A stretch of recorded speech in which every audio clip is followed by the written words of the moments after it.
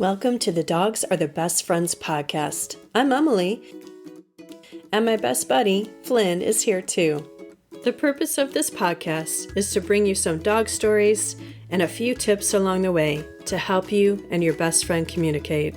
This author, I'm going to be a little bit of a fangirl right now. Are you ready? Like a dog fangirl? Because, I'm crazy for the canines. So here's the thing. This author is someone that I have admired for a long time, and I've bought her books, a lot of them. I have read many of her articles in the Whole Dog Journal, which, by the way, if you don't subscribe, I would highly, highly recommend it. They don't have ads.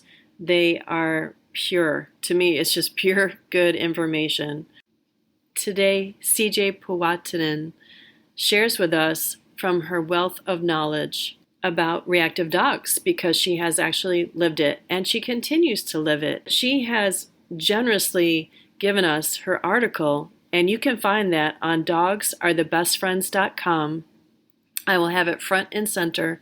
So if you want to read more about it and how to get help for your dog or what to do if you believe you have a reactive dog, this is a great resource for you. CJ shared so much information that I actually have enough for a completely full other episode. So I have another 20 minutes worth of information for you. It will come out on Friday. Be sure to hit subscribe so that you know when it comes out, because if you have a crazy week, you might forget. And let's get this started. I'm just going to be a big dog nerd right now about holistic and dog training, but you are one of the first people that inspired me. I am so honored that you're here today to share your wisdom and your insights.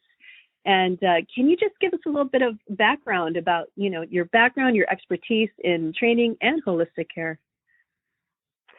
Well, I grew up in the northwest corner of Oregon in the woods, outside of Astoria, which is at the mouth of the Columbia River. And we did have occasional dogs. They were never dogs that we went out to purchase or adopt. We lived in the woods, and people who had animals they didn't want to keep anymore were, that was their method of getting rid of them, was you drove them out into the woods and you let them go, and they would go to somebody's back door, which is what happened. And so that's how the dogs in my childhood came into our lives. But the dog we had the longest, his name was Licorice. He was never really allowed in the house. It bothered him that the cats were allowed in the house and he wasn't. And I'm so sad to look back at the life that he led compared to what I think is a normal kind of life for dogs now. And then, because I was really much more of a cat person than a dog person, I married my first husband in New York, and he had a cat, and I had two cats, mother and daughter. And so we had lots of cats over our 33-year marriage. And it was not until we fell in love with a friend's Labrador Retriever that we even thought about getting a dog. And that was the beginning of my dog education, was finding the perfect puppy, and with the help of some professional trainers to whom I'm always indebted, finding a good breeder, finding the right puppy, and that was Samantha.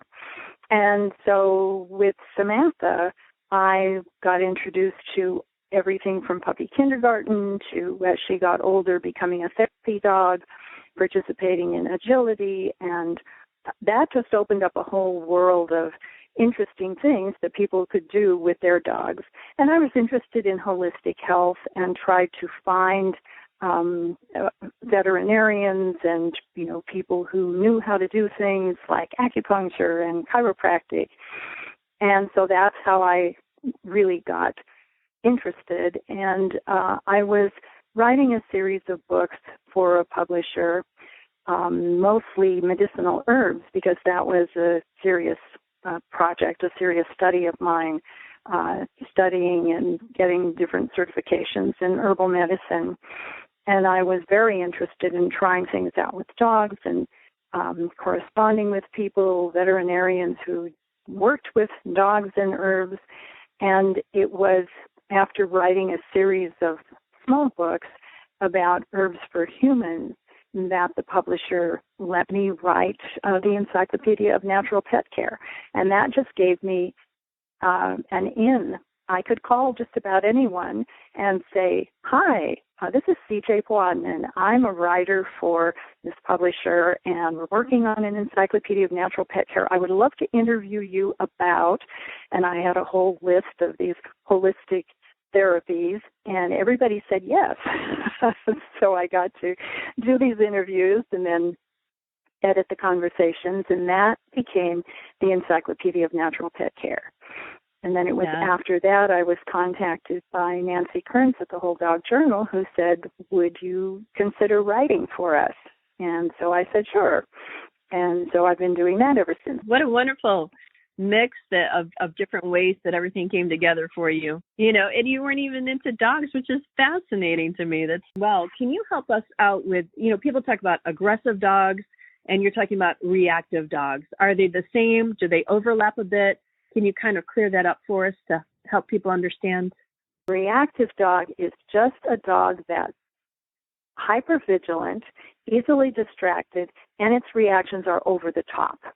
Reactive dogs don't usually bite other dogs or people, although they can if they're sufficiently stressed.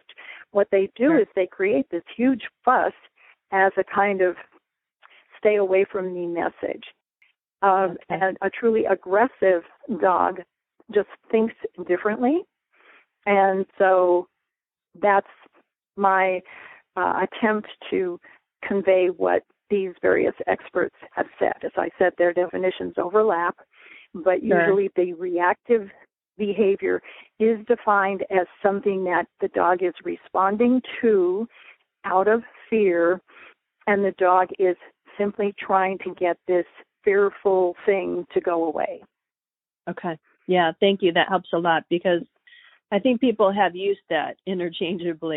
My first lab, Samantha, chosen with the help of professional trainers who really knew what they were doing from a really reputable breeder whose dogs were known for being really, really calm.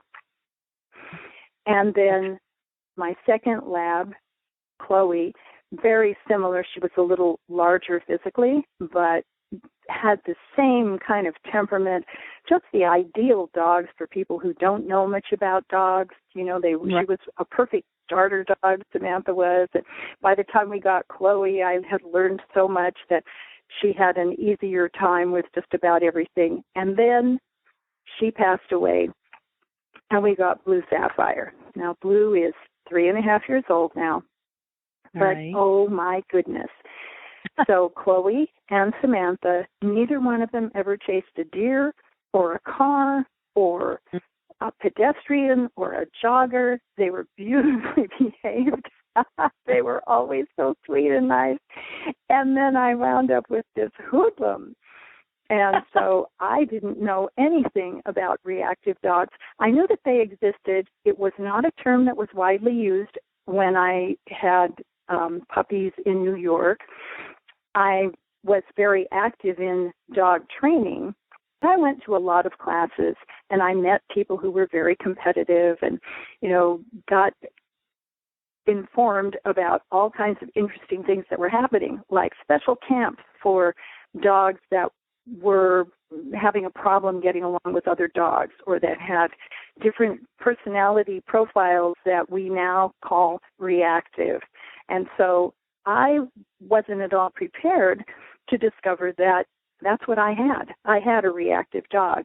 And when she was about, 5 or 6 months old, we had done really well in puppy kindergarten. We had done really well in the American Kennel Club's Star Puppy class. But then it was time for the Canine Good Citizen test, and all of a sudden she was reacting to other dogs, other people, things and situations, stray plastic bags, cars parked where she wasn't expecting to see them, and her reaction was over the top. And she would leap in the air, and she would snarl and growl, and she was a sweetheart when she wasn't acting like the opposite. So, oh my goodness, I spent 2.5 years reading everything I could about reactive dogs, working with an excellent trainer, studying books, studying videos, DVDs. There's a book that I read during this research time called The Midnight Dog Walkers, and I knew exactly what that was. That was like Blue and me out on a road where nobody would be at a time of day where nobody would run into us, and I could let her off the leash without worrying about terrible things happening. Right. She could see movement from a great distance and just get terribly worked up about it and bark her head off and snarl and growl, and she sounded so fierce and ferocious. And I did not know what to do, but I had made a friend. Actually, Chloe had made this friend. So when I'd be walking up on Mount Ascension with Chloe and Seamus, I would often run into a fellow who had a black lab who was about the same age as Chloe. And the two dogs would notice each other right away, long before the humans, and they would run past each other. Chloe would run to Jeff to sit by his pocket because he had a biscuit in his pocket. And his dog, Jem, would run past Chloe to get to me so she could sit in front of my left pocket that has the freeze-dried liver in it. So over a period of years, we would occasionally be going in the same direction, and we weren't in a hurry, so we would talk and get to know each other. Well, he was at that time completing Gene Donaldson's Dog Training Academy training, which is really impressive. Well, let me tell you, when Blue started jumping in the air and snarling at other dogs, I realized I was in over my head. I did not know what I was doing. I did not understand anything that she was experiencing. Nothing that she did made any sense to me because it was just so different from my two previous labs. Sure. But I knew that I did not want to use a shock collar. I wanted to continue to use positive reinforcement training like clicker training, which had worked very well for my two previous labs. Right. So Jeff is the person who convinced me, first of all, that I had a wonderful dog.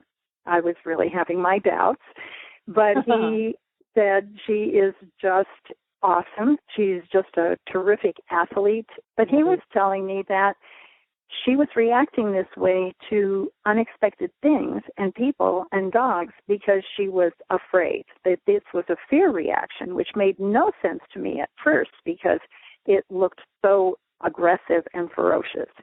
Right. And we started a regular training program. And every Friday morning he would come over, and Blue and I had been doing our homework, and so we'd show him what we'd been practicing. And gradually, over a period of time, several things happened. One was she was growing up and becoming calmer. And secondly, with just a lot of positive reinforcement and really paying attention to all the subtle cues, and also preventing her from being overstimulated by some of the things that were really reinforcing questionable behavior. Like one thing I didn't really appreciate was that a reactive dog can self-reinforce by barking its head off when it sees another dog, or barking its head off when it's perched up high and looking out at, the yard or whatever. And here comes something they call this fence running, if you're alongside a fence, and engaging in all this very, very active, noisy behavior that is itself rewarding. And so taking Blue from her favorite lookout posts made a difference. And just making sure that whenever I leave the house, I make sure that she's in a quiet room with the drapes drawn, and she's not going to be noticing delivery trucks and all the other things that would normally set her off. And that alone has had a calming effect, too. It's quite a story, isn't it, about Blue? And how on earth do you get control over a dog like that to the point where you know how they're going to react? Well, have a listen. This is a great story. So I had such a breakthrough moment at the dog park with Blue, where just getting from the car into the dog park was a challenge. Once she's in the dog park playing with other dogs, she's fine. She does play well with other dogs, and she loves tennis balls, and she loves the chuck it. So as long as she's got a tennis ball in her mouth or I'm throwing the chuck it, she's thrilled, and she's just totally focused on that. So then one day we were coming out of the dog park, and she's tired now, and we're walking along, and all of a sudden on the sidewalk in front of us, there's this huge commotion because there's a German Shepherd on one side of the sidewalk, and there's a lab on the other side, and they're both standing up, and their owners are holding on for dear life, and they are snarling and carrying on. And I whistled for Blue, and she spun around and faced me and sat. And I had my treat bag right there, and I had my hands free because I had a hands-free leash, and I'm just shoving these treats into her mouth, one after another, piece of bacon and a piece of cheese and a piece of her favorite kind of dog treat and a piece of dehydrated bison tripe and a piece of something else. And so she got this instant reward, well-timed. These dogs calmed down. They went their separate ways. She's totally relaxed when we turned around and went to the car, and I said, that was a wonderful thing, and you deserved that. That was a good jackpot reward, and I'm happy that I was there to see it. And you're showing how you have to be prepared. I mean, that's just amazing. That's such a great example because you had worked with her, and then something came out of the blue, something that you can't plan for, but all your training paid off. And what a beautiful example that is. That's wonderful. Good for you. You have to feel so good about that. I did, but I was really happy for her.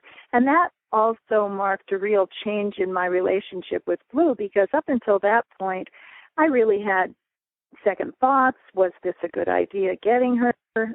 Is she the right dog? All I can say is I think if she had gone to the person that my first husband, or the people that my first husband and I were, like 30 years ago, totally unprepared, no knowledge at all, we would have had a disaster. And if she had gone to a family that had, small children, but no time to invest in the kind of training that she really needed, she could have gotten into a lot of trouble. And she could have had a very unhappy life. And typically this type of dog gets given up at about the age of 2. Ages 2 to 3 is when the hyperactive, reactive dogs are turned into shelters. Sure. Of course, these are the ideal dogs for some of the most interesting occupations that dogs have. Like the sniffer dogs that work with military or different organizations, police organizations, detecting bombs and detecting all kinds of contraband, drugs and things like that. Those are the dogs that just don't slow down. And many of them are toy motivated as well as food motivated. And so, I have to say Blue is tennis ball motivated. And if I'm holding a chuck-it with a tennis ball in it, boy, I've got her undivided attention. Right. If I say down, she says, I'll lie down for that. If I say come, she says, I'll come for that. Yeah, I understand. Border Collies, a lot of them are the same way. So a reactive dog, do they ever become unreactive in the sense of like, eventually will she get to the point where hardly anything will set her off? Or is this something like a lifelong? Well, most of the experts, and they're quoted in the article that I wrote for the Whole Dog Journal, which your listeners are invited to read, say that no, this is not behavior that extinguishes itself usually. However, the most successful are those who get a tremendous amount of training, alternative behaviors get rewarded, and at the same time, the usual triggers, the things that had normally set the dog off, are avoided for a period, not just weeks, but months or years. And those dogs may kind of settle into a more relaxed life. But I don't expect that to happen with Blue. I expect to be pretty much on guard and alert and plan ahead and have everything ready and practice for the rest of her life. Right.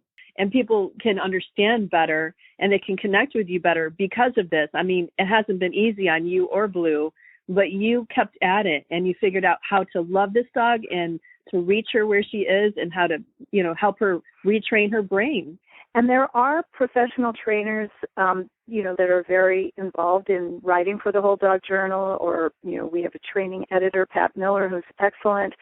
But my suggestion to Nancy Kearns was, would you like an article from a typical reader who's a novice when it comes to training? Totally different from having an expert tell us what we could be doing, but somebody who's actually living it. And she was well aware of the challenges that I had with Blue. So she said, yeah, and it was fun to write. We'll see you on Friday for more excellent information about reactive dogs from CJ. Also, be sure to come back for all the other dog stories coming up. I have a bunch of great interviews to share with you. I wish you some peace and love. And if it's hard to find that right now during these difficult times, then focus on your dog, and that will make you feel better instantly.